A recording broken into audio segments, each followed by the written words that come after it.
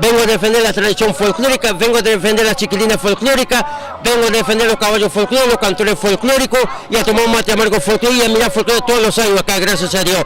Y me encanta el canto popular y el folclore, viajar en tren, viajar en ferrocarril folclórico y trabajar en la campaña folclórica. ¿Quién defiende la tradición folclórica allá en Villa García? Soy yo que defiendo la tradición folclórica más. Y me encanta mucho el folclore y me encanta venir a este prado folclórico. ¿Y qué hace en Villa García usted?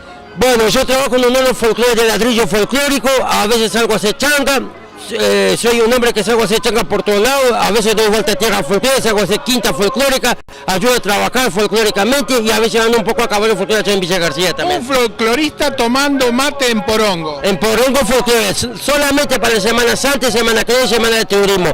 Y quiero dejar un saludo a todos los que me están mirando de allá de Villa García, porque todo lo de Villa García quiere que yo le deje un saludo a todos y a mis tutores también.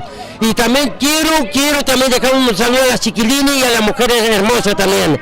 Y quiero dejar saludo a todos mis folclores, el canto popular y que Dios los bendiga a todo el mundo, que la tradición folclórica nunca muere acá en este prado. Y yo quiero venir todos los años hasta que Dios quiera y hasta que Dios disponga en este prado folclórico. ¿Cómo es su nombre? Carlos Amaro Lencina Folclórico.